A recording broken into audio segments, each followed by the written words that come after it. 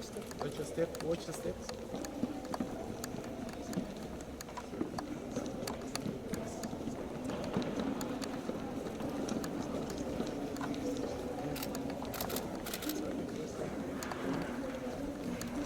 Être direct dans quelques instants. Merci infiniment.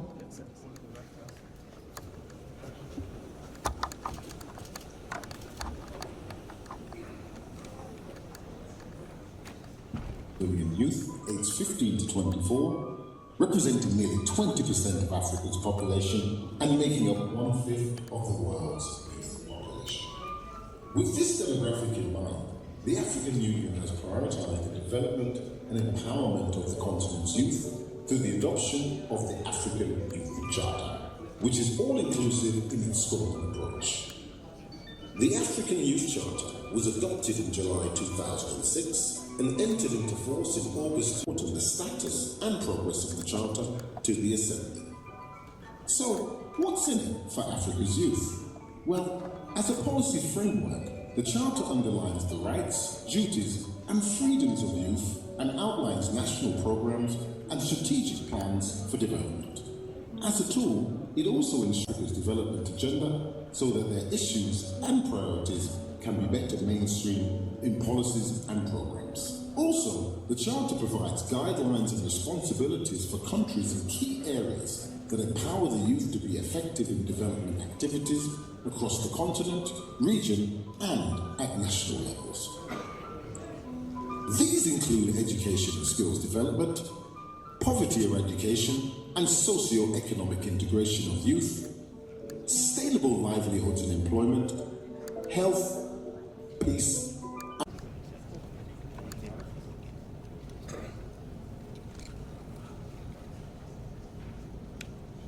governance and the rule of law are central tenets to Africa's sustainable development.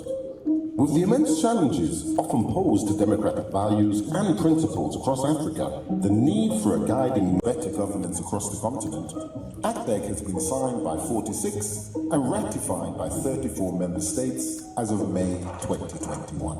In addition, the African Governance Architecture and Africa Peer Review Mechanism are the roots of state. So what practical purpose does ACTEC serve? Well, in a real-life example, the Charter is wholly useful for ensuring sustainable democratic practice and democratic transitions, for returning and negotiating back to contentious periods, setting out clear international standards of good governance and forbidding. Thank you.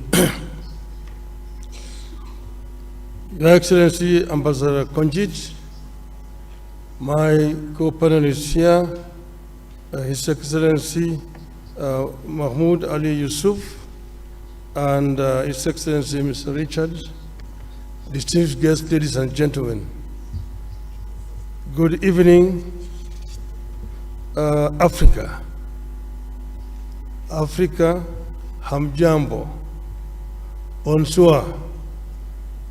Salam alaikum rahmatullah ta'ala wa barakatuh. Boa noite. I am delighted to have opportunity today to stand before you as the son of Africa.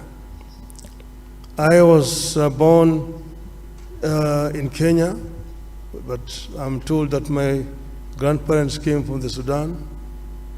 I am a father of 4, a grandfather of 5, and a husband of 1 that I know of. I am an engineer by profession, and I have been an academic. I have also been a public servant. I've been a member of parliament. I've also been a prime minister and also leader of opposition. In those capacities, I've tried to do my best, and I've gained a lot of experience in terms of management of public affairs. I stand here as an Pan-Africanist and an Afro-optimist. 2 months ago, that is on the 21st of October, this year we were here in Addis Ababa. We had been invited as members of the families of the founding fathers of the African Union to come and witness the reopening of the Africa Hall. That's the hall where the OAU was launched in 1963. And we're happy to be here with Madam Ambassador Konjit, who was there as a young girl at that time. It is now 61 years since the launch of the Organization of African Unity. And at that time, if you read the speeches of the founding fathers on that day, they were very passionate, and all of them talked about African unity. Where there was a difference was, when do we achieve this unity? There are those who, under the school of thought, that the unity now. There are those who said, no, we need to be gradual in this. Let us first build the building blocks, the regional unions, which will eventually translate into formation of the African Union as a whole. But now we have they came up 50 years later with Vision 2063, which now hopes to get Africa united, one union government by 2030, and move on to attain the vision, the wishes of the founding fathers of Africa. I say that I have the experience. I've been part of this movement for changing the continent. We know that some achievements have been made. Africa is now completely liberated, but there's still work to do. And I believe that I have what it takes to get us where we want to do. In the field of education, in the field of health, in the field of value addition to the abundant wealth that we have on the continent, in the field of trade, inter-African trade. I have acted as the African Union High Representative on Infrastructure. And in this I know that we have very comprehensive programs in PIDA, Program for Infrastructure Development of the continent. What remains is action. And what I want to promise the African people is that I am going to lead from the front to ensure that we achieve the visions of the founding fathers of our continent. I thank you.